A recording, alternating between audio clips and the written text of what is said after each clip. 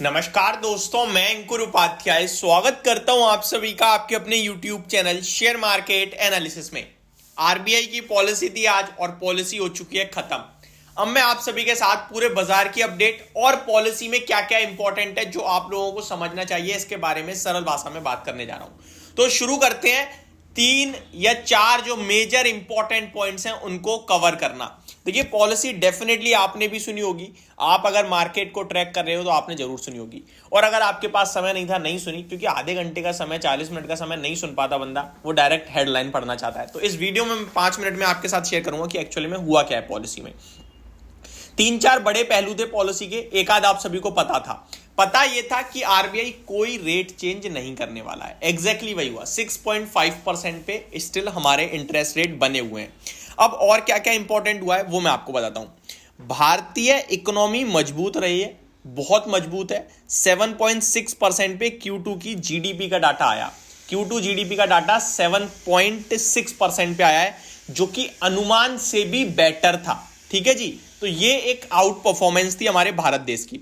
FY24 का GDP का growth अनुमान आरबीआई का पहले 6.5% का था। FY24 करंटली जो फाइनेंशियल ईयर चल रहा है, जो मार्च 2024 को खत्म होगा, पहले इसकी ग्रोथ का अनुमान 6.5% का था, लेकिन अभी बढ़ाकर 7% का कर दिया है। 50 बेसिस पॉइंट से हाइक है, ये सुपर पॉजिटिव हुआ।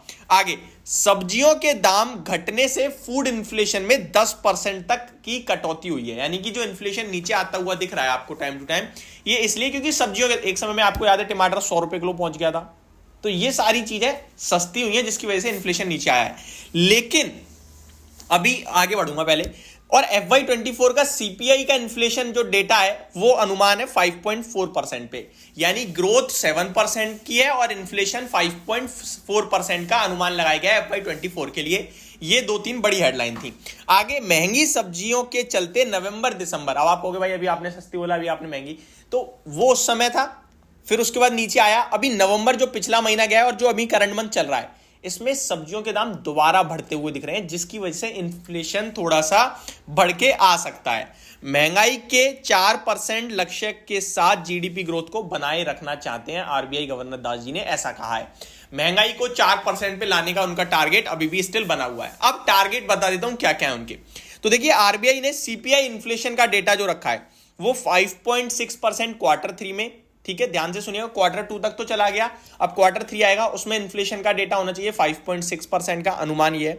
और Q4 में होना चाहिए 5.2% का, और पूरे वित्तीय वर्ष का अगर आप देखोगे तो वो 5.4% पे है। अब आगे बात की जाए अगली साल के फाइनेंशियल ईयर के लिए, तो Q1 में 5.2% इन्फ्लेशन देख रहे हैं, यानी कि महंगाई थोड़ा बहुत बढ़ेगी।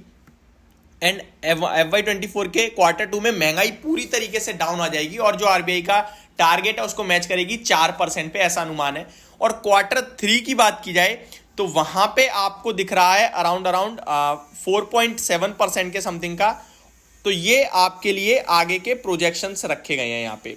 ठीक है जी, आगे बात की जाए आपके लिए और क्या इंपॉर्टेंट हुआ है। देखिए, इंपॉर्टेंट और ज्यादा कुछ हुआ ही नहीं है। आरबीआई गवर्नर जी की बहुत ही शांत और सीधी सी पॉलिसी थी, जहां पे अच्छी चीजें सारी सामने आई हैं, और खराब चीजें कुछ है ही नहीं तो सामने क्या आएंगी।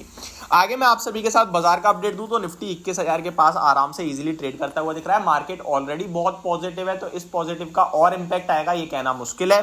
बैंक निफ्टी आपके लिए 250 पॉइंट ऊपर है, डेज हाई के पास ट्रेड कर रहा है। सेंसेक्स में भी एक्जैक्टली डेज हाई के पास ही ट्रेड होता हुआ दिख रहा है। कुछ और इंपॉर्टेंट है क्या पॉलिसी में? तो देखिए, इंपॉर्टेंट जितनी चीजें थी वो तो यही थी।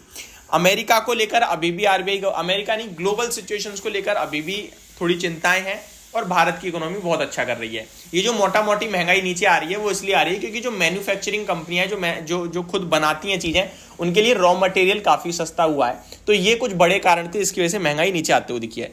RBI governor says policy maker must be mindful of risk of over tightening. अच्छा, साथ ही साथ उन्होंने ये भी कहा है कि अगर आगे कुछ भी हमें जरूरत पड़ेगी तो हम एक्शन लेने में पीछे नहीं होंगे। रेट कट हो या रेट हाइक तो खैर अब नहीं आने वाला है, बट वो फुल एक्शन के लिए तैयार हैं। आगे अभी भी इन्फ्लेशन वॉलेटाइल हो सकता है क्योंकि कच्चा तेल काफी नीचे आ गया है, जिसकी वजह से वॉलेटिलिटी बढ़ सकती है। तो ये कुछ इंपॉर्टेंट चीज थी। आरबीआई गवर्नर जी ने यह भी कहा है कि चीनी के दाम बढ़ते हुए दिख रहे हैं, जो एक कंसर्न का विषय बन सकता है, और इसी के लिए आपने देखा कि एथेनॉल का बनाना बंद कर दिया है। तो इस पर आरबीआई गवर्नर जी ने क्या कहा है? RBI governor propose to enhance ये वाली लाइन नहीं है, मैं आपके साथ शेयर करता हूँ।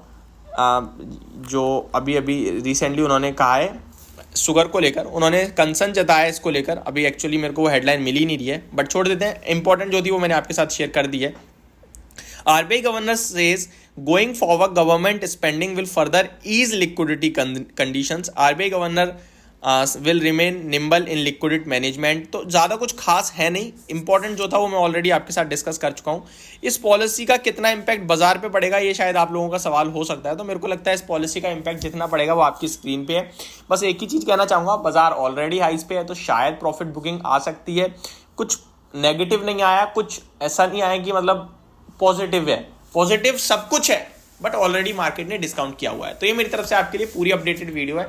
इस पॉलिसी के चलते बाय या सेल करने की रिकमेंडेशन नहीं है। जो आपकी पोजीशन बनी हुई थी उसको उसी तरीके से मेंटेन करें। Thank you so much for watching this video. Have a great day guys.